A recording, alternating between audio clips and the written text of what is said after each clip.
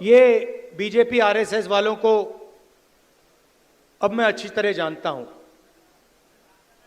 इन पर थोड़ा सा दबाव डालो, थोड़ा सा धक्का मारो, डर के भाग जाते हैं ये लोग। जैसे उधर से ट्रंप ने एक इशारा किया, फोन उठाया, कहा मोदी जी क्या कर रहे हो?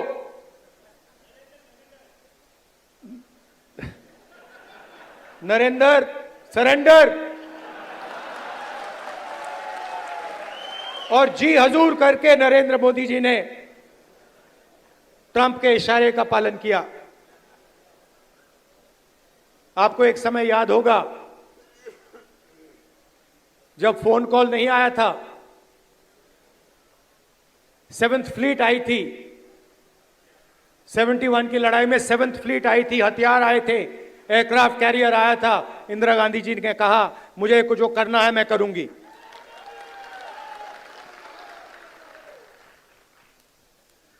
ये फर्क है, इनका कैरेक्टर है। ये सारे के सारे ऐसे हैं। आजादी के समय से सरेंडर वाली चिट्ठी लिखने की आदत है। 1 सेकंड में थोड़ा सा दबाव पड़े, भैया ये लो। हाँ, तो ये इनका कैरेक्टर है। कांग्रेस पार्टी सरेंडर नहीं होती है। गांधी जी, जवाहरलाल नेहरू, सरदार पटेल, ये सरेंडर वाले लोग नहीं हैं।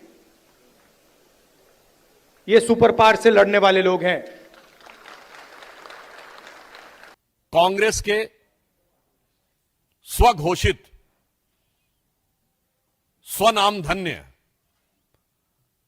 सर्वकालीन सर्वोच्च नेता और नेता प्रतिपक्ष राहुल गांधी जी निहायत ही ओछी स्तरहीन बातें कर कर यह विश्व को बता रहे हैं कि नेता प्रतिपक्ष का पद पाने के बाद भी उनके अंदर गंभीरता और नेता प्रतिपक्ष की परिपक्वता का घोर अभाव है। मित्रों, यह विषय सिर्फ उनकी अपरिपक्वता का नहीं है, विषय उससे कहीं गंभीर है। राहुल गांधी जी ने जिस प्रकार से हमारी सेना के द्वारा दिखाए गए अप्रतिम शौर्य और सेना के अधिकारियों द्वारा, जिसमें director general military operation, director general air operation, director general navy operations थे, उन्होंने जिस तरीके से ऑपरेशन सिंदूर की सफलता का विवरण दिया है, उसको सरेंडर से तुलना करना यह दर्शाता है कि यह मानसिकता कितनी रोगी और कितनी खतरनाक हो चुकी है। मुझे इस बात पे आश्चर्य हो रहा है कि अभी तक कांग्रेस के नेता पाकिस्तानी मीडिया में सुर्खियां बटोरने में लगे हुए थे, पाकिस्तानी संसद में उनके बयान कोट किए जा रहे थे। राहुल गांधी जी का नाम तो और बयान तो भारत के विरुद्ध पाकिस्तान अपने डोजियर में यूज कर चुका है, परंतु पहली बार राहुल गांधी जी ने ऐसा बयान दिया है जो पाकिस्तान के सेना प्रमुख ने भी नहीं बोला, पाकिस्तान के किसी आतंकी संगठन ने भी नहीं बोला, मौलाना मसूद अजहर ने भी नहीं बोला और हाफिज सईद ने भी नहीं बोला। इसमें से किसी ने यह शब्द नहीं बोला है कि भारत ने सरेंडर किया है, बल्कि उन लोगों ने अपनी अपनी तकलीफों का इजहार गाहे बगाहे किया है। अगर इसके बाद ये बोल रहे हैं तो मैं पूछना चाहता हूं, क्या आप उन नेताओं से एक कदम आगे जाना चाह रहे हैं? यानी अभी तक तो आप पाकिस्तान के लोगों को, पाकिस्तानी सेना और पाकिस्तान के आतंकी संगठनों को कवर फायर देते थे, अब उनके सिरमौर भरने की कोशिश कर रहे हैं। एक हिंदी में कहावत होती है, नया मुल्ला प्याज ज्यादा खाता है, मगर यहां गैर मुल्ला इस कदर प्याज खाने में लगा हुआ है कि उसे लग ही नहीं रहा है कि यह देश के स्वाभिमान और सेना के शौर्य और सेना का कितना भीषण अपमान कर रहा है। मैं पूछना चाहता हूं, वैसे राहुल गांधी जी की बुद्धिमत्ता और विवेकशीलता पर आप सभी लोग परिचित हैं। मात्र 1 वर्ष पहले की बात है, आज 4 जून है। 4 जून को चुनाव परिणाम आए थे।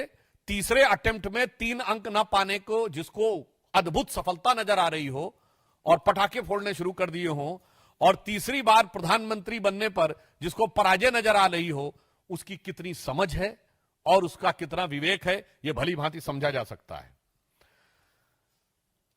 राहुल गांधी जी का यह कहना सेना का सरासर अपमान है। मैं कांग्रेस पार्टी से पूछना चाहता हूं, ऑपरेशन सिंदूर की सफलता की घोषणा सेना ने की है, भारत सरकार ने नहीं की है, भारतीय जनता पार्टी के किसी प्रवक्ता ने नहीं की है। जैसे आपके प्रवक्ता अब अचानक सोकर जागने लगे, अपने जमाने क्या क्या बातें बोले, तो मैं पूछना चाहता हूं, आपने सरेंडर शब्द यूज करके सेना का अपमान किया है या नहीं?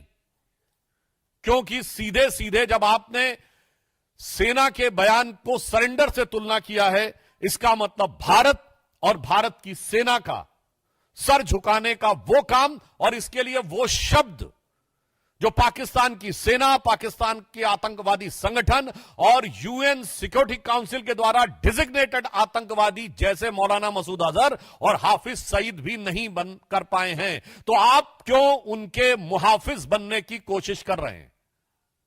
और मैं दूसरा बताना चाहता हूं राहुल गांधी जी से कि अगर आपको यह समझना है सरेंडर, तो याद करिए, राहुल गांधी जी केवल 2 साल पहले आप विदेश में गए थे और आपने कहा था, why the defenders of democracy America and Europe are silent and not interfering in India. यह था सरेंडर।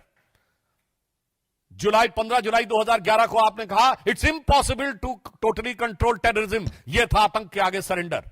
26/11 के हमले के बाद आपकी सरकार ने शर्म अल शेख में कहा कि कंपोजिट डायलॉग प्रभावित नहीं होगा आतंकी घटनाओं के साथ। यह था आतंक की मानसिकता के साथ सरेंडर। 1995 में नरसिम्हा राव सरकार के समय एक फोन आया और भारत ने अपना एटॉमिक एक्सप्लोजन रोक दिया, यह था सरेंडर।